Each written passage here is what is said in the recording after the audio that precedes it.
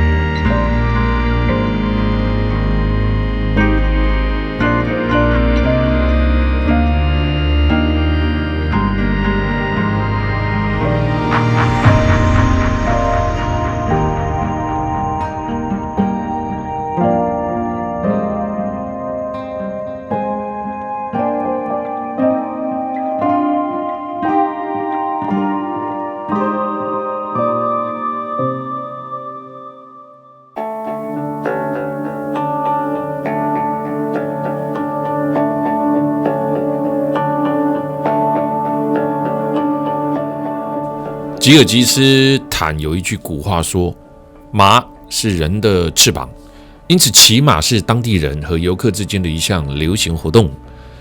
凯明河山谷被称作为吉尔吉斯坦最美丽的地区之一，受到喜欢极限运动的人的欢迎。延绵100多公里，流经了7个湖泊，这里是一个受到特别保护的地区哦。凯明河山谷是真正欣赏自然美景人当中的景点啊，因为它仍然处于原始状态。来骑马魅力体会，马在吉尔吉斯生活中有着很重要的这个角色啊。由于多山的环境，有许多的山路或碎石路啊，那马呢就成为了这个生活中很重要的交通工具。甚至到现在，有了现代的车辆呢，马仍然呢比车更能在吉尔吉斯的山间移动了。在路上，你常可以见到马群翻山越岭，载着人啊与货物啦，或者是有人骑马，那这个引导着放养的这个羊群啊，因为这样能够快速驱赶野狼啊，不受这个侵扰啊。这样骑马的生活，在吉尔吉斯的观光啊，近来逐渐兴盛时也嘎上一脚啊。随着世界各地的旅客们啊远道而来啊，往往都想体验马背上的民族生活，透过骑马的感受与在地的连结啊。中亚人们呢对动物的使用啊，往往十分的彻底。或许是一种习物的展现啊。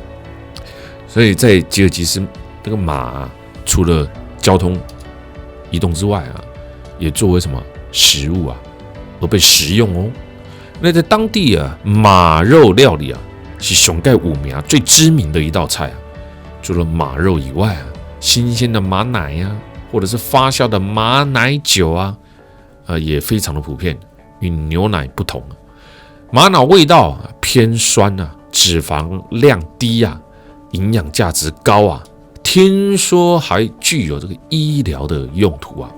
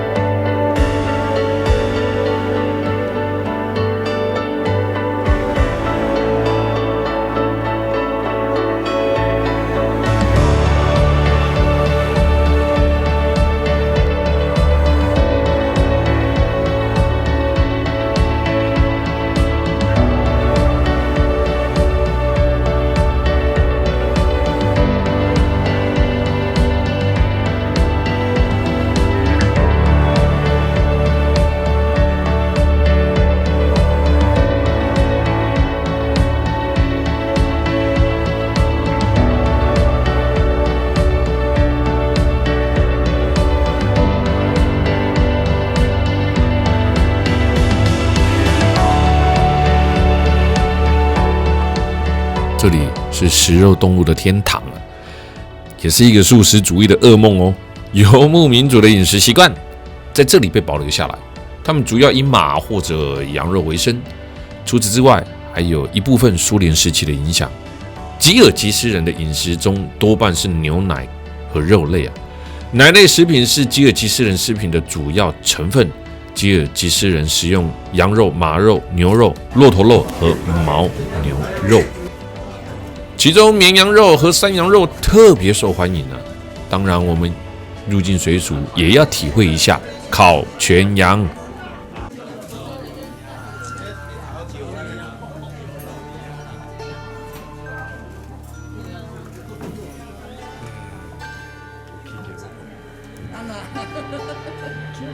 想吃。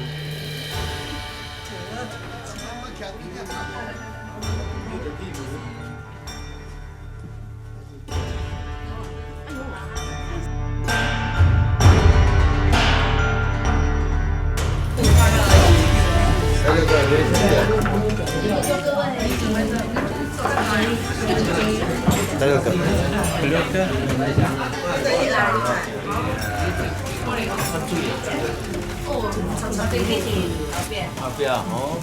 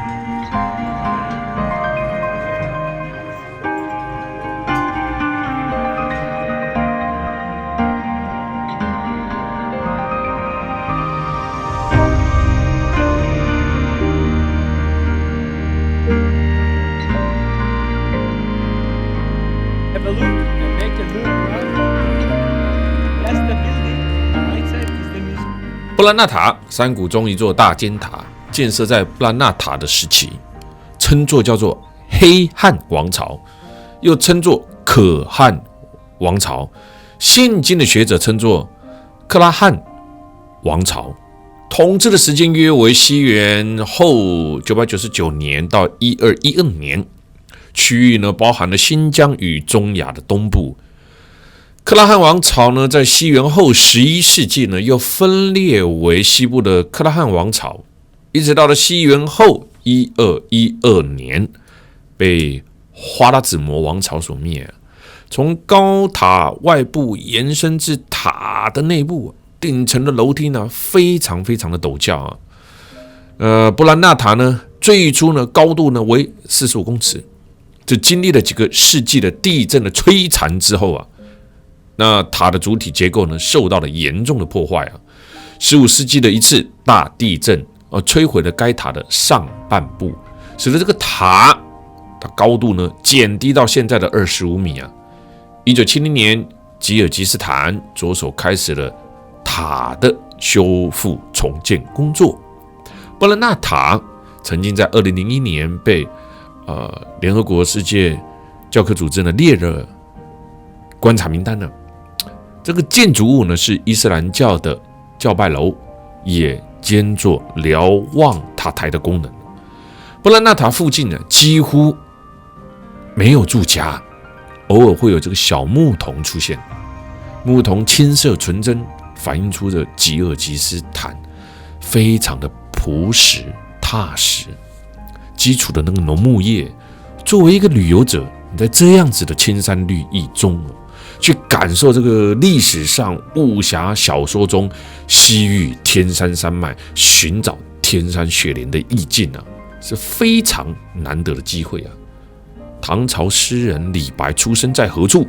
如果回答说出生在吉尔吉斯坦呢，你一定会说不会吧？怎么会呢？那你可了解李白时期碎叶成为唐朝时期国家的领地啊，也就没有了李白是突厥人还是汉族人的困扰了。